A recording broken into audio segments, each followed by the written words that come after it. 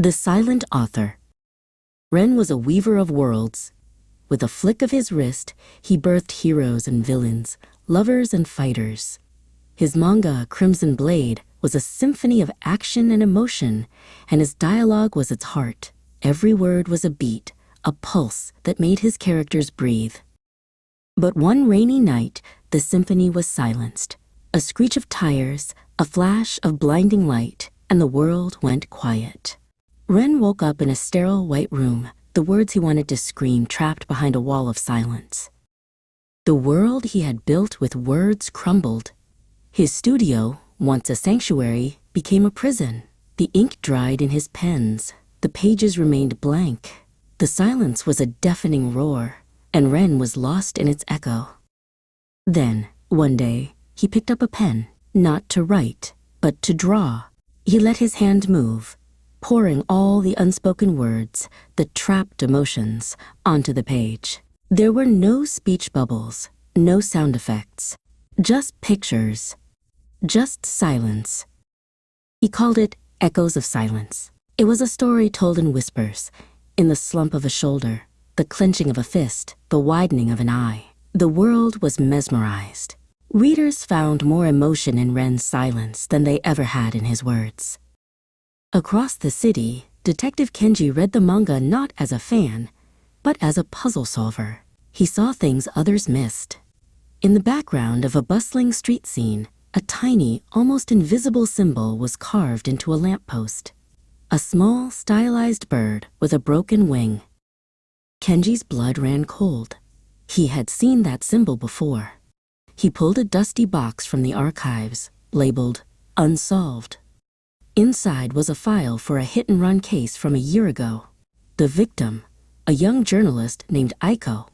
Tucked into the evidence bag was a necklace with the same charm, a bird with a broken wing. The connection was undeniable.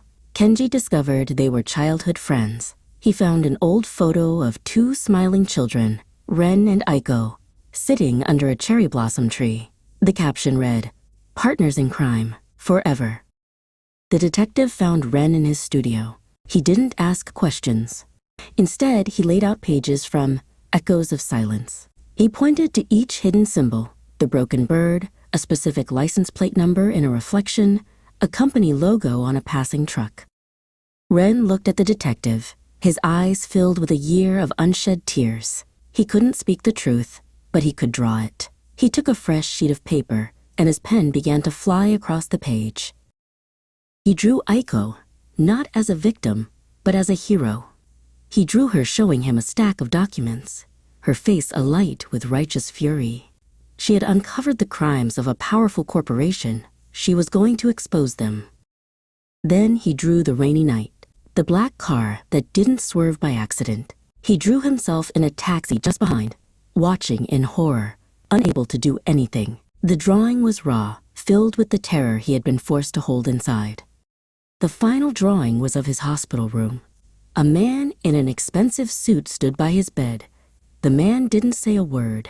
He just smiled and drew a finger across his throat. On his tie was a pin with the same logo as the truck in the manga. The message was clear: stay silent or you're next. Kenji looked at the drawings, then at Ren.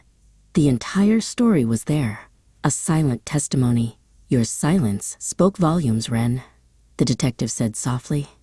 He carefully gathered the pages. Let's make sure everyone else hears it. The story exploded. Ren's silent manga became the loudest voice in the country. News screens flashed with headlines of corporate corruption and murder. The men in suits were led away in handcuffs, their power broken by a story with no words. Ren visited Aiko's grave. The cherry blossoms were in bloom, just like in their childhood photo. He placed a copy of his manga on the cool stone.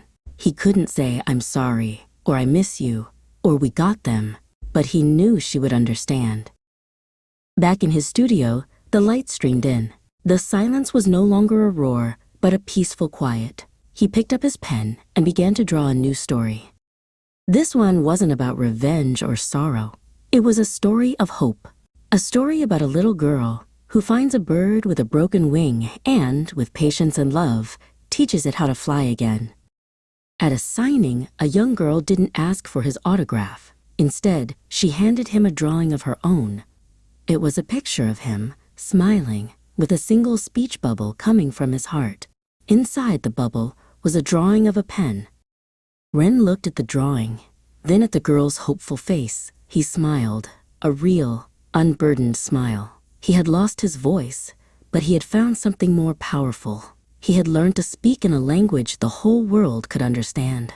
The language of the heart, drawn in silent ink.